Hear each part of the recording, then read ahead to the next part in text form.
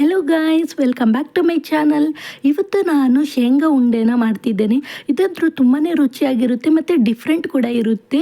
ಇವಾಗ ಹೇಗೂ ಕೂಡ ನಾಗರ ಪಂಚಮಿ ಕೂಡ ಅಲ್ವಾ, ಉತ್ತರ ಕರ್ನಾಟಕ ಸೈಡೆಲ್ಲ ಈ ರೀತಿ ಉಂಡೆಗಳನ್ನೆಲ್ಲ ಜಾಸ್ತಿ ಮಾಡ್ತಾರೆ. ವಿಡಿಯೋನ ಸ್ಕಿಪ್ ಮಾಡೋದೇ ಕೊನೆ ತನಕ ನೋಡಿ.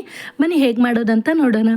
ನಾನಿಲ್ಲಿ ಮೊದಲಿಗೆ 2 ಕಪ್ಪಷ್ಟು ಶೇಂಗಾ ಬೀಜನ ತಗೊಂಡಿದ್ದೇನೆ, 1 ಕಪ್ಪಷ್ಟು ಬೆಲ್ಲ, 1 ಕಪ್ಪಷ್ಟು ಒಣ ಕೊಬ್ಬರಿ ತುರಿನ ತಗೊಂಡಿದ್ದೇನೆ, 1 ಕಪ್ಪಷ್ಟು ಪುಟಾಣಿಯನ್ನು ತಗೊಂಡಿದ್ದೇನೆ, ಒಂದು 4 ಏಲಕ್ಕಿ ಮತ್ತು 2 ಟೇಬಲ್ ಸ್ಪೂನಷ್ಟು ಬಿಳಿ ಎಳ್ಳನ್ನು ತಗೊಂಡಿದ್ದೇನೆ, 1 ಟೇಬಲ್ ಸ್ಪೂನಷ್ಟು ನಾನಿಲ್ಲಿ ಗಸಗಸೆಯನ್ನು ತಗೊಂಡಿದ್ದೇನೆ. ಮೊದಲಿಗೆ ನಾವು ಶೇಂಗಾ ಬೀಜನ ಹುರ್ಕೊಳ್ಬೇಕು. ನಾನು ಒಂದು ಕಡಾಯಿಗೆ 2 ಕಪ್ಪಷ್ಟು ಶೇಂಗಾ ಬೀಜನ ಹಾಕಿದ್ದೇನೆ. ಇಲ್ಲಿ ಗ್ಯಾಸನ್ನು ನಾವು ಲೋ ಟು ಮೀಡಿಯಂ ಫ್ಲೇಮಲ್ಲಿ ಇಟ್ಕೊಂಡ್ಬಿಟ್ಟು ಚೆನ್ನಾಗಿ ಕೈ ಬಿಡೋದಾಗೆ ಚೆನ್ನಾಗಿ ಇದನ್ನು ಫ್ರೈ ಮಾಡ್ಕೊಳ್ಬೇಕು. ನಾವು ಹೈ ಫ್ಲೇಮಲ್ಲಿ ಇಟ್ಕೊಂಡ್ಬಿಟ್ರೆ ಮೇಲ್ಗಡೆ ಕಲರ್ ಬರುತ್ತೆ, ಅಂದರೆ ಬೇಗ ಹೊತ್ತೋದಾಗೆ ಆಗುತ್ತೆ, ಒಳಗಡೆ ಚೆನ್ನಾಗಿ ಫ್ರೈ ಆಗಿರೋದಿಲ್ಲ. ಸೊ ನಿಧಾನವಾಗಿ ಒಂದು 7-8 ನಿಮಿಷಗಳ ಕಾಲ ಚೆನ್ನಾಗಿ ಫ್ರೈ ಆಗಬೇಕು. ನೋಡಿ, ಇವಾಗ ಚೆನ್ನಾಗಿ ಫ್ರೈ ಮಾಡ್ಕೊಂಡಿದೆ ನೋಡಿ. ಈ ರೀತಿಯಾಗಿ ಕೈಯಿಂದ ಇದು ಮಾಡಿದರೆ ಅದರ ಮೇಲ್ಗಡೆದೆಲ್ಲ ಸಿಪ್ಪೆಲ್ಲ ಉದುರಬೇಕು. ನೋಡಿ, ಇವಾಗ ಶೇಂಗಾ ಬೀಜನ ತಣ್ಣಗಾಗಲಿಕ್ಕೆ ಇಟ್ಟಿದ್ದೇನೆ. ಅದೇ ಕಡಾಯಿಗೇನೆ ನಾನು ಈ ಕೊಬ್ಬರಿನ ಏನು ತುರಿದು ಇಟ್ಕೊಂಡಿದ್ನಲ್ವ ಅದನ್ನು ಕೂಡ ಹಾಕೊಂಡ್ಬಿಟ್ಟು ಚೆನ್ನಾಗಿ ಸ್ವಲ್ಪ ಫ್ರೈ ಮಾಡ್ಕೊಳ್ತೇನೆ.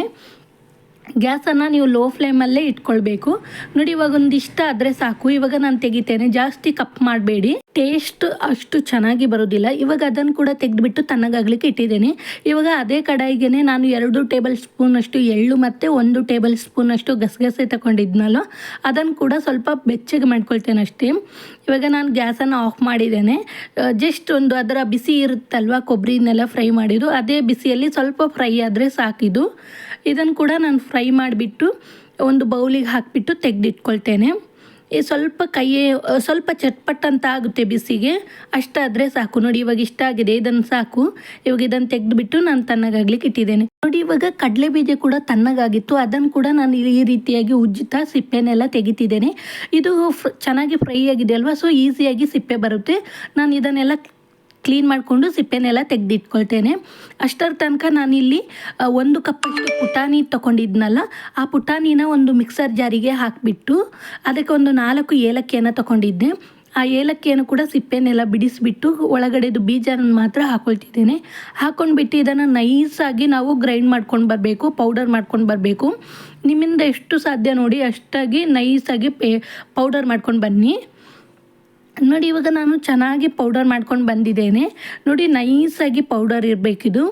ಈ ರೀತಿ ಇದ್ದರೆ ತುಂಬ ಚೆನ್ನಾಗಿ ಬರುತ್ತೆ ಶೇಂಗಾ ಲಾಡು. ನೋಡಿ, ಈ ರೀತಿಯಾಗಿ ಪೌಡರ್ ಮಾಡ್ಕೊಂಡು ಬಂದಿದ್ದೇನೆ. ಇದನ್ನು ಒಂದು ಬೌಲಿಗೆ ತೆಗಿತೇನೆ. ದೊಡ್ಡದಾಗಿರುವ ಒಂದು ಬೌಲಿಗೆ ಹಾಕ್ಕೊಳ್ತಿದ್ದೇನೆ ಎಲ್ಲವನ್ನು ಪೌಡರನ್ನು. ಇದಕ್ಕೇ ನಾನೇನು ಕೊಬ್ಬರಿನ ಹುರಿದ್ಬಿಟ್ಟು ಇಟ್ಕೊಂಡಿದ್ನಲ್ವ ಅದನ್ನು ಕೂಡ ಈ ರೀತಿಯಾಗಿ ಸ್ವಲ್ಪ ಕೈಯಿಂದ, ಅದು ಚೆನ್ನಾಗಿ ಫ್ರೈ ಆಗಿದೆ ಅಲ್ವಾ, ಸೊ ಕೈಯಿಂದನೇ ಸ್ವಲ್ಪ ಪೌಡರ್ ಆದಾಗೆ ಆಗುತ್ತೆ. ಸ್ವಲ್ಪ ಈ ರೀತಿಯಾಗಿ ಪೌಡರ್ ಥರ ಮಾಡ್ಕೊಂಡಿದ್ದೇನೆ. ಇವಾಗ ಅದಕ್ಕೇ ನಾನು ಎಳ್ಳು ಮತ್ತು ಗಸಗಸೆ ಹುರಿದಿಟ್ಕೊಂಡು ಅದನ್ನು ಕೂಡ ಹಾಕ್ಕೊಂಡ್ಬಿಟ್ಟು ಚೆನ್ನಾಗಿ ಮಿಕ್ಸ್ ಮಾಡ್ಕೊಳ್ತಿದ್ದೇನೆ.